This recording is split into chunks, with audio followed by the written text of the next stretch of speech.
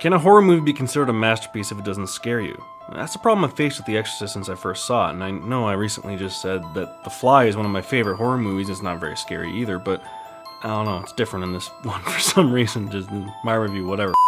This movie is a craftsmanship of a high order with some of the most effective and disturbingly disgusting awesome makeup and practical special effects of all time, and yet there isn't a minute of Exorcist I find genuinely frightening. Unsettling, absolutely. But horror movies kind of need to scare you in order to reach that next level, and for me, Exorcist never really has.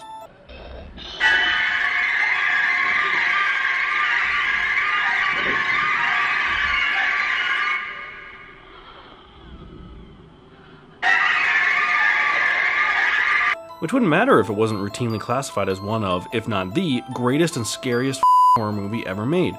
Certainly it was the nastiest and most shocking horror film when it hit theaters in 1973, but in terms of creepiest, man, I don't know. Psycho was over a decade before Exorcist, and that one still freaks me out. Even something like Carnival of Souls is more unsettling, and in terms of violence, Romero's Night of the Living Dead certainly comes close to Exorcist too. I'm not really sure why exactly it struck the chord it did, and continues to. It was the highest grossing horror flick of all time until the world convinced itself that it suddenly really loves a shitty made-for-TV movie from the 90s, and it was also one of the few flicks of the genre to get a ton of Oscar noms like Best Picture.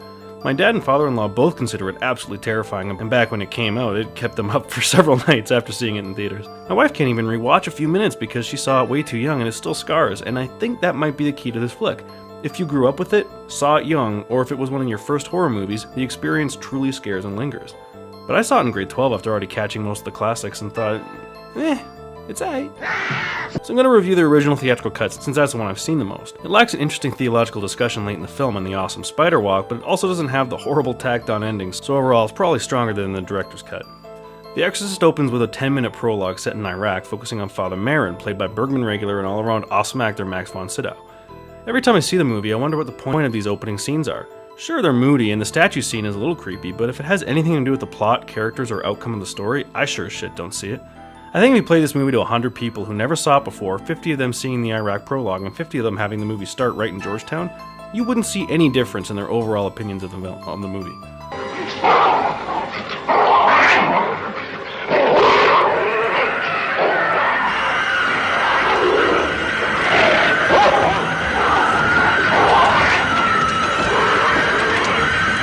Eventually, we're introduced to our two main victims and our unassuming hero. Ellen Burstyn is fantastic in the movie as the mom of the eventually possessed girl Reagan, also wonderfully played by Linda Blair.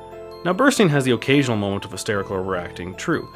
She's acting like she's fucking out of her mind, psychotic, like a split personality or...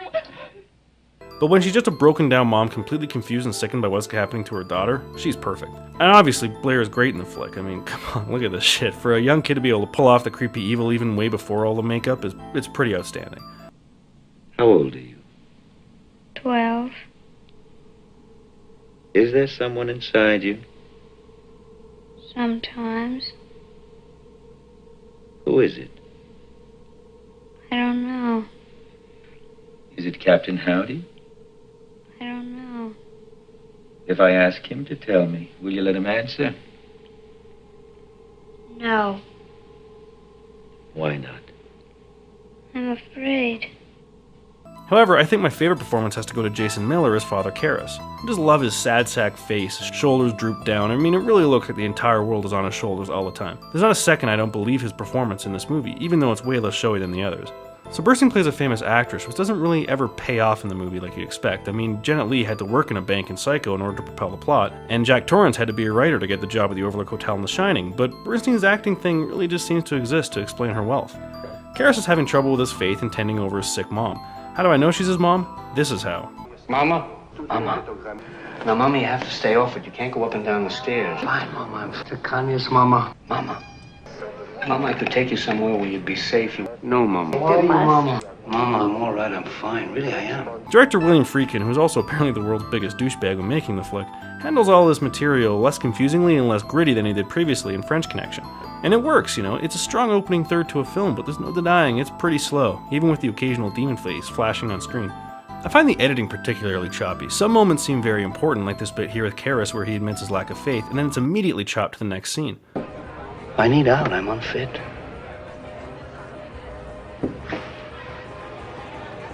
I think I've lost my faith, Tom.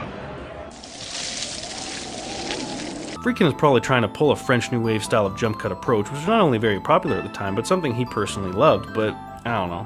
Makes a lot of scenes seem really rushed to me. Reagan keeps getting sicker and creepier, with Burstyn obviously trying all the medical routes to find a cure first. For me, these bits with the needles and surgeries are way scarier and grosser than any of the pea soup vomit shit later on. Also, a creepy fact about this scene, the guy playing one of the doctors was a real-life serial killer who would kill a lot of gay guys and chop up their body parts all over. Freaky. Anyways, the doctors can't figure out what's wrong with Reagan, especially after seeing stuff like this. What is it? What's happening? Stop! It's burning! It's burning! Do something, Doctor. Please help her. Please, Mother! They're actually the ones to recommend a priest, a part of the movie I don't quite believe but definitely appreciate. Exorcist didn't need a science versus religion angle, it needed a mom so desperate she'll try anything, and right around the time her daughter is stabbing her crotch with a crucifix, I believe she's up for a priest or two by then.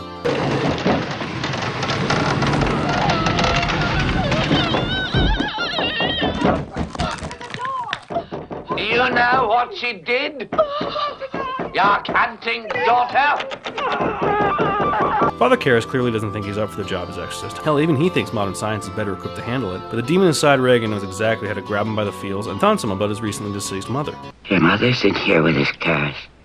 Would you like to leave a message? I see that she gets it.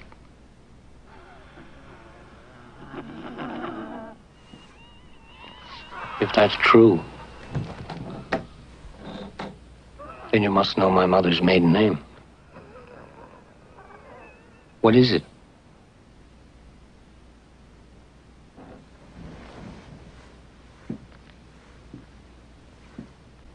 What is it? I know a lot of the recognition towards Linda Blair has got to go to the makeup and effects and the brilliantly awful voice of Mercedes McCambridge, but still, this is one creepy little performance. Karras tricks her by splashing real water onto her, making her think it's holy water, and she reacts just as a faker would do.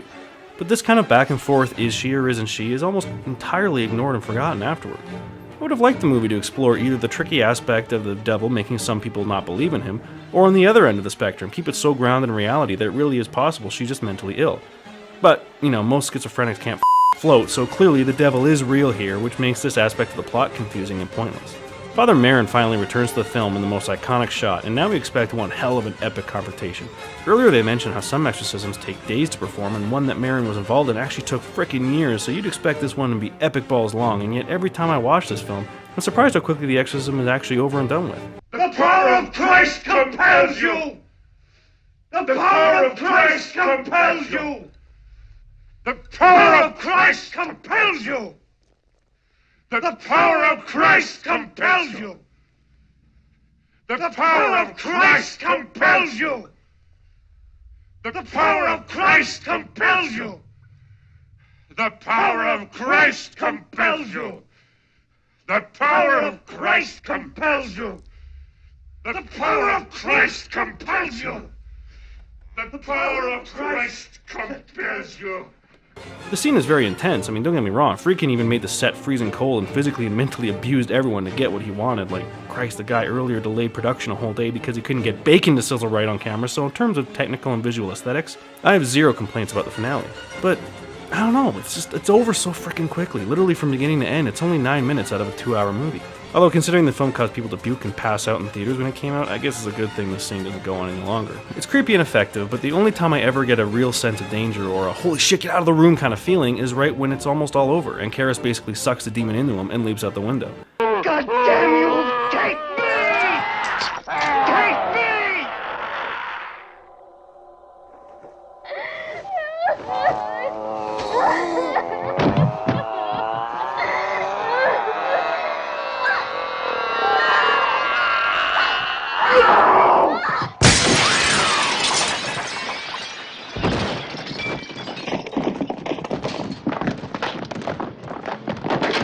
The other odd and unsatisfying aspect of this scene is how Father Merrin is killed off camera.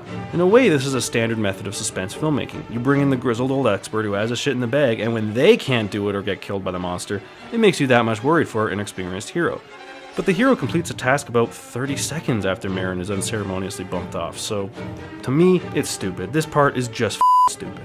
And with Karras is dead and Reagan is all better now, and they say goodbye to the house and the few characters left alive in a really quiet and kind of perfect scene. Goodbye, Father. Goodbye. I'll call you.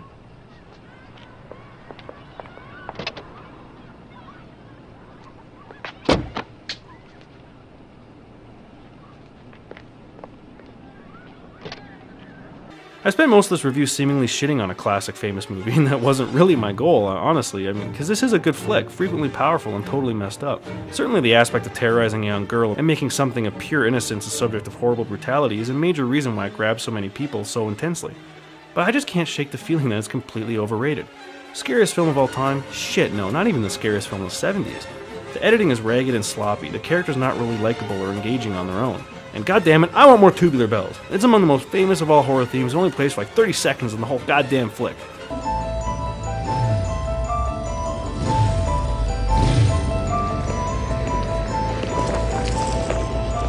So I got my problems with it, and I think the world way overpraised it, but there's still no denying it's a solid watch on a dark October night. I give it 3.5 fries out of 5. Are you sorry for having offended God? And for all the sins of your past life?